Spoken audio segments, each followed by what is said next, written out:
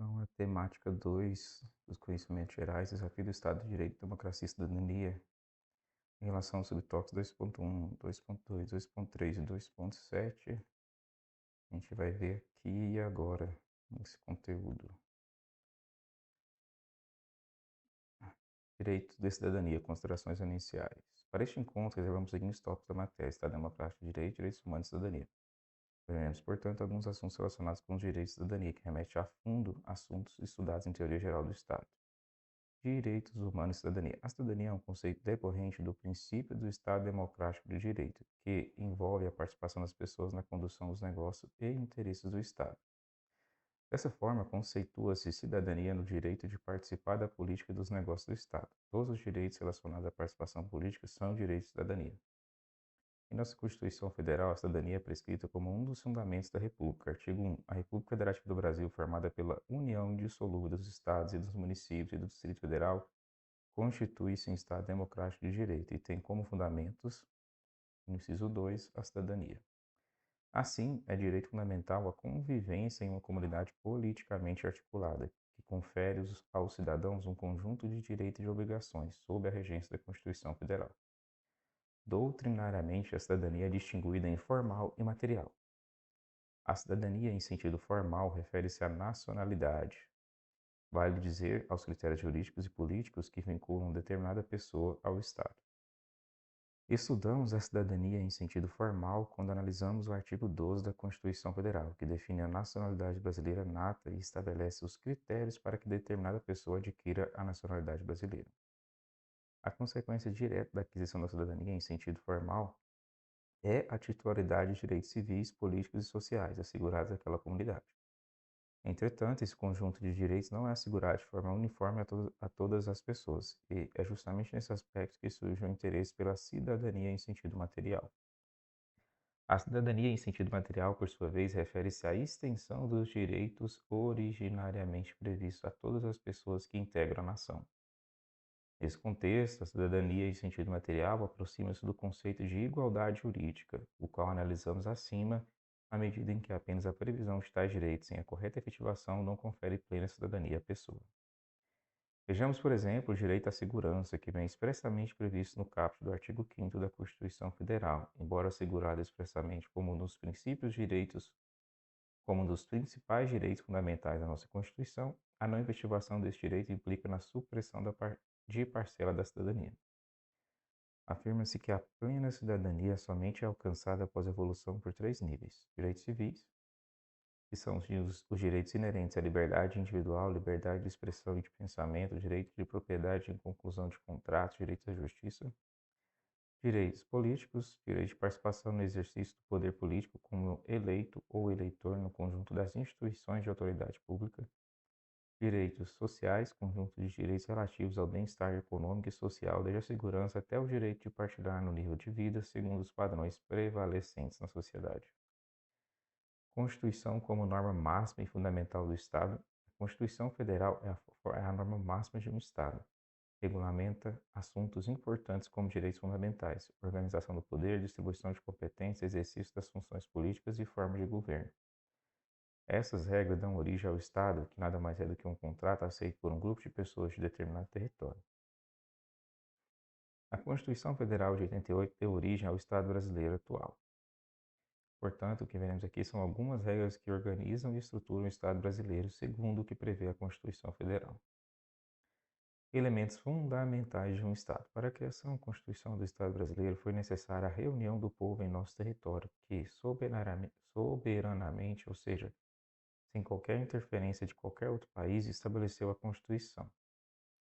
Podemos extrair, portanto, três elementos fundamentais na criação de um Estado. Elementos fundamentais de um Estado: povo, território, governo soberano.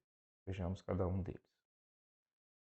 O povo refere-se às pessoas que estão efetivamente ligadas ao Estado, porque nasceram aqui ou porque residem em nosso país. Essa questão é tratada em direitos de nacionalidade, os quais são os responsáveis por definir os requisitos e as condições para que uma pessoa possa ser considerada brasileira.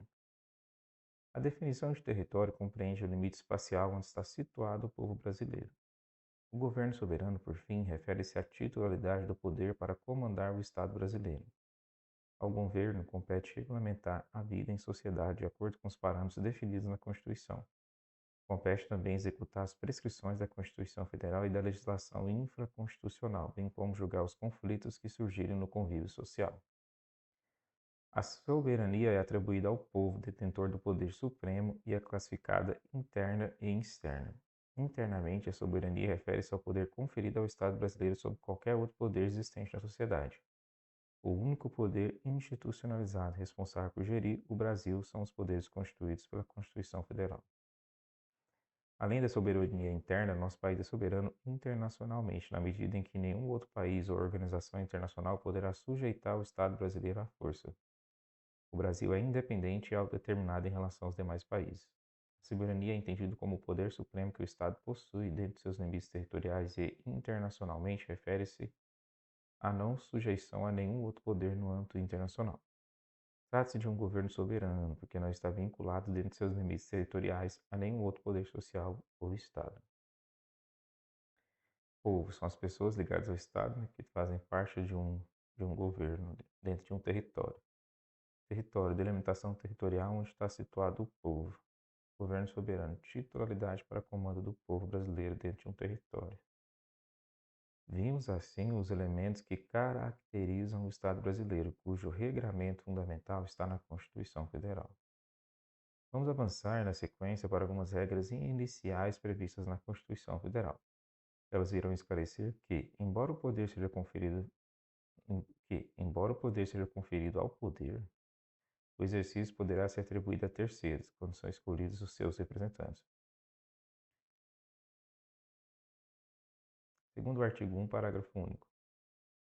Parágrafo único. Todo poder emana do povo. Então, embora o poder seja conferido ao povo, o exercício do poder poderá ser atribuído a terceiros.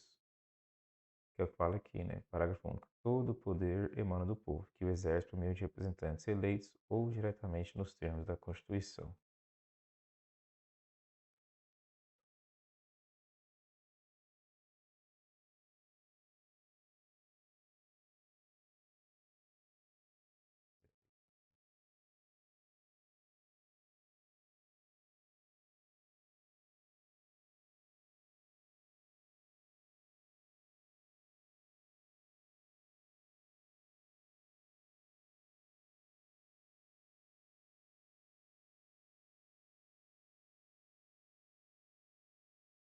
Então, o artigo 1 fala, na verdade, que a República Federativa do Brasil, formada pela União Dissonível dos Estados e Municípios do Distrito Federal, constitui um Estado democrático de direito e tem como fundamentos a soberania, a cidadania, a dignidade da pessoa humana, os valores sociais de trabalho de livre iniciativa e o pluralismo político. A gente está falando especificamente sobre a cidadania.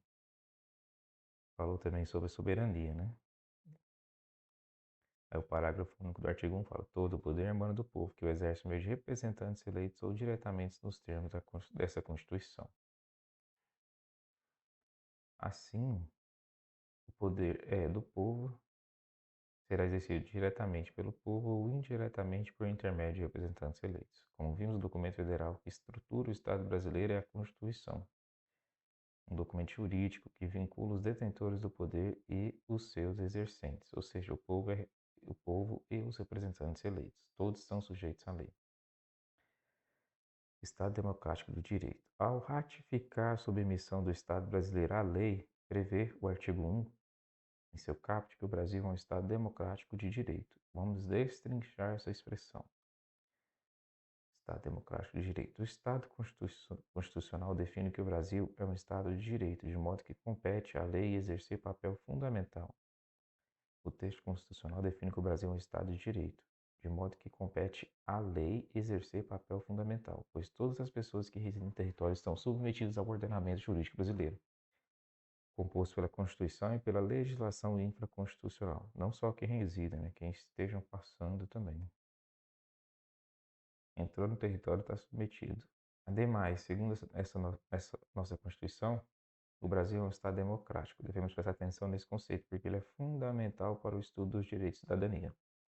A democracia refere-se ao governo do povo, que funda um regime político pautado na soberania popular, característico de uma sociedade livre, segundo a qual cada pessoa tem o direito de participar livremente das decisões da sociedade. Segundo a doutrina, a democracia é a forma de organização capaz de oferecer aos cidadãos a possibilidade de desenvolvimento integral e de liberdade de participação crítica no processo político em condições de igualdade econômica, política e social. O povo brasileiro é chamado a participar com liberdade e igualdade das decisões políticas tomadas pelo Estado, como modo de exercer a soberania. Só que aí não, a gente terceiriza para os políticos fazer isso, né? Portanto, a soberania materializa-se pela participação da sociedade nas decisões políticas, seja pelo sufrágio universal, que é pelo voto direto, secreto, universal e periódico, seja pelo referendo, plebiscito e iniciativa popular. Nesse sentido, segundo José Jairo Gomes, a soberania popular revela-se no poder incontrastável de decidir, e ela que confere legitimidade ao exercício do poder estatal. Portanto, a condução do Estado brasileiro se dá por mecanismos diretos e indiretos de democracia. Aos direitos de cidadania compete estudar esses mecanismos. Forma, sistema e regime do governo e forma de Estado. O exercício do poder político pelos representantes eleitos observa uma série de regras definidas na Constituição Federal. Essas regras distribuem o poder político em três poderes, com divisão funcional em esferas de competência. A divisão do poder político em poderes envolve a compreensão da teoria da separação dos poderes em poder executivo, poder legislativo e poder judiciário. Já as esferas de competência remetem à divisão geográfica do poder entre a União, os Estados-membros o Distrito Federal e os municípios. Vejamos novamente o artigo 1 em seu caput e o artigo 18 em seu caput. Artigo 1. República Federativa do Brasil, formada pela união indissolúvel dos Estados, municípios e do Distrito Federal, constitui um Estado democrático de direito e tem como fundamentos. Fundamentos a gente viu, são 5. Artigo 18. A organização político-administrativa da República Federativa do Brasil compreende a União, os Estados, o Distrito Federal e os municípios, todos autônomos nos termos dessa Constituição.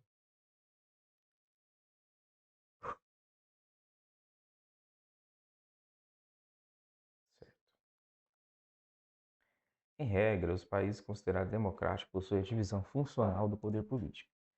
Isso não quer dizer que, necessariamente, haverá também uma divisão geográfica do poder político.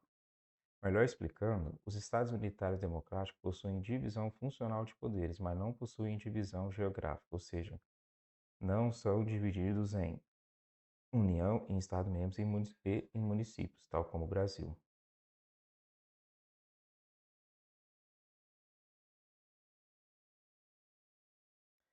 A divisão geográfica de poderes, portanto, alinha-se ao Pacto Federativo, não à separação de poderes. É, federação, né? Esquematizando. Divisão funcional de poderes. Poder judiciário, executivo e legislativo. Tem a separação de poderes. Divisão geográfica de poderes. União, Estados, membros, Distrito Federal e municípios, que é o Pacto Federativo. Tem os entes federados.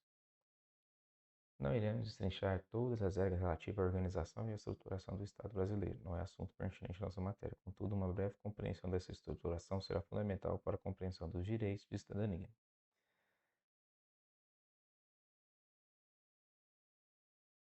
Os termos representantes eleitos para ocupar tanto o poder executivo como o poder legislativo. Não. Nós temos representantes eleitos para ocupar tanto o poder executivo quanto o legislativo. Já os cargos do judiciário não são ocupados por intermédio de voto popular, mas pelo ingresso via concurso público ou pela regra do quinto constitucional aplicável aos tribunais. Além disso, os poderes executivo e legislativo desenham-se nas três esferas de competência, ou seja, na União, nos Estados-membros e Distrito Federal e nos municípios.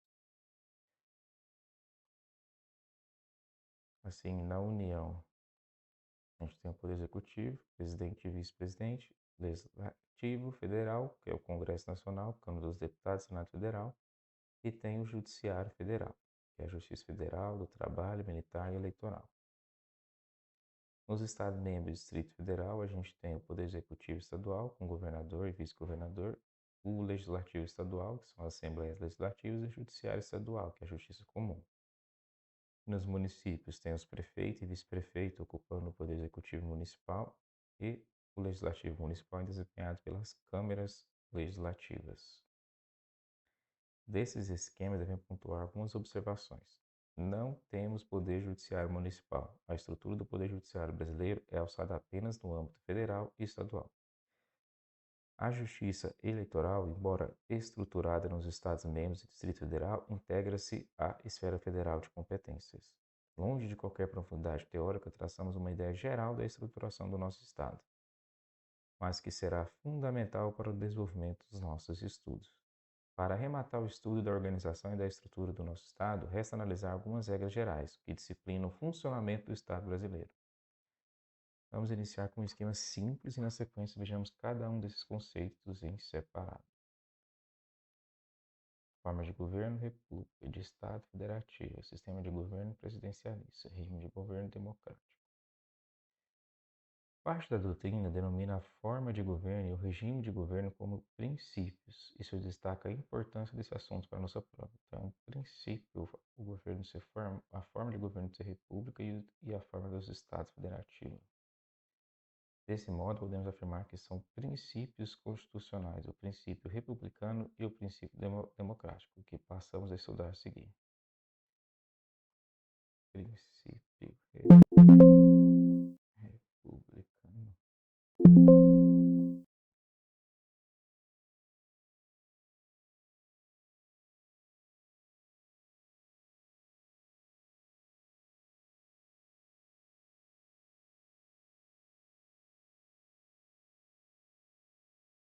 Forma de governo. A forma de governo determina como se atinge o poder e disciplina a relação entre aqueles que governam o Estado e os governados. Desse modo, a forma de governo fixa a sistematização do exercício do poder e a composição dos órgãos estatais. Tradicionalmente, existem duas formas de governo, a monarquia e a república. A monarquia caracteriza-se pela vitaliciedade e hereditariedade. Isso significa dizer que a pessoa do governante permanecerá no governo durante toda a sua vida, não havendo processo eleitoral e, com sua morte, assume o poder os sucessores. Na República, o governo é do povo. A República pressupõe que as funções governamentais sejam exercidas por cidadãos que foram eleitos pelo sufrágio universal, ou seja, escolhidos para exercerem tal função. Nesse sentido, podemos afirmar que a República tem como premissa basilar o princípio da igualdade, uma vez que não há possibilidade de adoção de sucessão hereditária para os cargos políticos, nem mesmo tratamento diferenciado àqueles que pretendem chegar ao poder. Isso significa dizer que todas as pessoas podem concorrer em condições de igualdade aos cargos políticos previstos em nossa Constituição. Na República, o exercício do poder supremo é atribuído ao povo, que escolhe seus representantes para cuidar da coisa pública, que é a República. Vejamos as características da República. O exercício do poder político é transitório em mandatos fixos, com renovações periódicas. É por isso, por exemplo, que temos eleições a cada 4 anos para a presidência, né? E outros cargos. Os governantes são escolhidos pelo povo, por intermédio do voto. Qualquer cidadão tem a prerrogativa de participar da vida política em condições de igualdade, desde que preenchidos os requisitos previstos na legislação. Logo, a República é a forma como se atinge o poder. No Brasil, o governo é do povo, os exercícios dos cargos políticos são transitórios, os governantes são escolhidos pelo povo, os cidadãos podem concorrer aos cargos públicos em condições de igualdade. Formas de Estado. A forma de Estado se refere à organização político-administrativa dos entes que compõem determinado Estado. Como vimos, são 3 entes federativos: a União, os Estados-membros e os municípios. Por isso, a forma do Estado brasileiro é a federativa.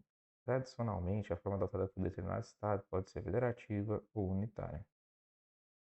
O Estado unitário é caracterizado pela concentração de poder no governo central, o qual simplesmente delega parcelas de prerrogativa aos demais entes, na extensão da sua vontade e pelo tempo que interessar. Essa forma de Estado é marcada pela inexistência de autonomia para os demais entes governamentais, uma vez que todo o poder é concentrado no governo central. O Brasil, como dissemos, adota a forma de Estado federativo. Isso equivale a dizer que, no nosso país, prevalece a descentralização de poder entre os entes políticos. Assim, cada ente federado possui autonomia e uma esfera de competência própria, delimitada pela Constituição.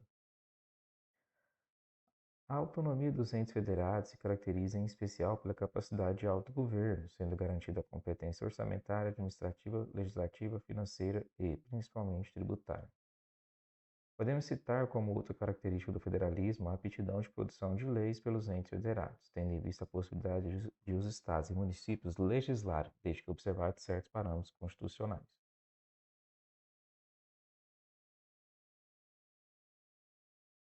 Vejamos também as principais características da federação. 1. Os Estados-membros influenciam na formação da vontade nacional. Assim, não compete apenas à União definir os rumos gerais do país. No Brasil, a influência regional se dá pela atuação dos senadores e representantes dos Estados-membros, que, no Congresso Nacional, legislam em prol de interesses dos seus respectivos estados. 2. A igualdade dos entes federativos. Cada ente federativo possui esfera de competência própria, sem distinções ou preferência entre os entes federativos. 3. A existência de uma justiça específica para resolver os litígios entre os entes. No Brasil, a Justiça Federal é responsável por tal competência. 4. A existência de um espaço de competência exclusivo para cada um dos entes federativos. Cada ente federativo possui algumas matérias que somente ele pode tratar e legislar. Um exemplo clássico são os tributos. O IPTU, por exemplo, é competência exclusiva do município, o IPVA é de competência exclusiva dos Estados-membros e o Imposto de Renda da União. Um ente não pode interferir na competência do outro. Logo, a federação tem forma descentralizada de organização do Estado brasileiro, tem autonomia e esfera de competências própria dos entes, garante que os Estados-membros influenciam na vontade nacional através do Senado Federal, tem igualdade entre os entes federativos, tem justiça específica para soluções de litígios e espaço de competência exclusivo para cada um dos entes federativos dentro da federação. 3. Sistema de governo. O sistema de governo adotado pelos entes representa o modo como é conduzido o relacionamento entre o poder executivo e o poder legislativo. Os dois sistemas de governo contrastantes são o parlamentarismo e o presidencialismo. Já o sistema de governo adotado pelo Brasil é o presidencialismo. O sistema parlamentarista possui uma maior pluralidade do sistema de freios e contrapesos, tendo em vista que a chefia de Estado e a chefia de governo são exercidas por pessoas diferentes. Nesse sistema, a chefia de Estado é ocupada pelo monarca ou pelo presidente, enquanto a chefia de governo fica a cargo do primeiro-ministro ou chanceler, que é escolhido pelo Poder Legislativo. É um sistema de chefia dual, todavia o poder que possui maior relevância é o Poder Legislativo, tendo em vista que cabe aos seus membros escolher o chefe de governo. Já no presidencialismo, há a predominância do Poder Executivo. Assim, nesse sistema existe uma clara separação entre quem faz as leis, que é o Poder Legislativo, e quem tem a obrigação de executá-las, que é o Poder Executivo. O governo é independente do parlamento e a este cabe fiscalizar o executivo. Nesse sentido, as funções de chefe de governo e chefe de Estado se concentram em uma única figura, o presidente. Então, a gente vê muito presidente falando que vai legislar, né, que vai alterar essa lei, não sei o que, vai proibir isso ou fazer aquilo, mas isso não cabe a presidente, cabe ao Poder Legislativo. O presidente cabe executar as leis e garantir a sua execução da melhor forma possível. Vamos às características do sistema presidencialista de governo. 1. A chefia de Estado e a chefia de governo são ocupadas pela mesma pessoa.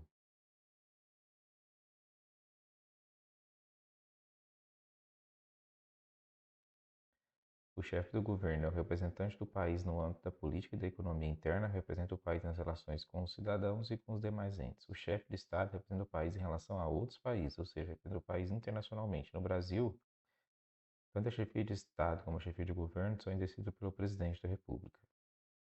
2. Preponderância do Poder Executivo.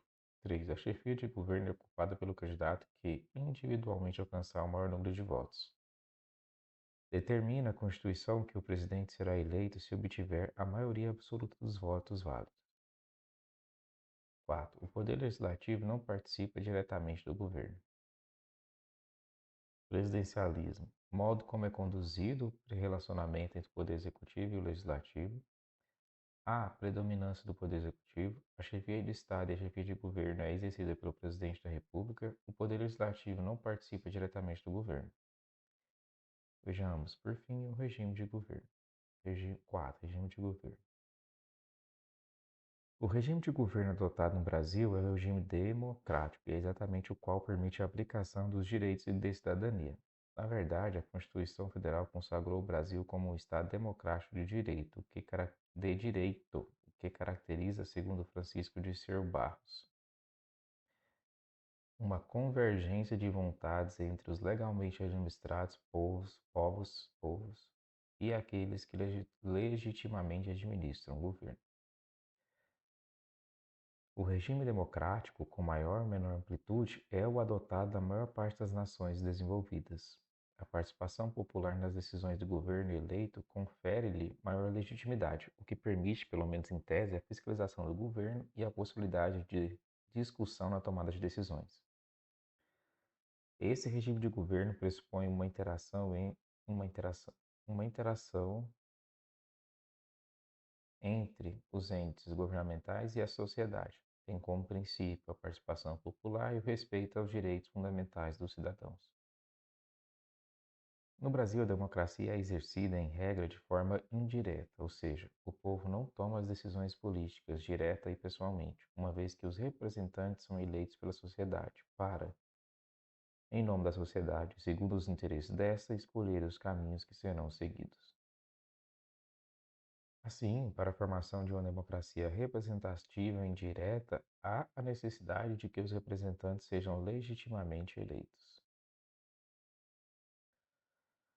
Regime democrático permite a aplicação dos direitos de cidadania. Há uma convergência entre o povo e os governantes, dada a interação entre ambos, e há maior legitimidade no exercício do poder justamente por causa disso. Então, forma de governo é como se atinge o poder. No Brasil é república, na forma de Estado, organização político-administrativa dos entes que compõem determinado Estado. No Brasil é federativa. Sistema de governo, o modo como é conduzido o relacionamento do poder executivo e o poder legislativo, no Brasil através do presidencialismo. E o regime de governo, que é a convergência da vontade entre os legalmente administrados, que são o povo, e aqueles que legitimamente administram, que foram votados, que se candidataram e foram votados, que é o governo. Então, no Brasil, o regime de governo é democrático. Então, forma de governo república, forma de Estado federal, sistema de governo presidencialismo, regime de governo democrático.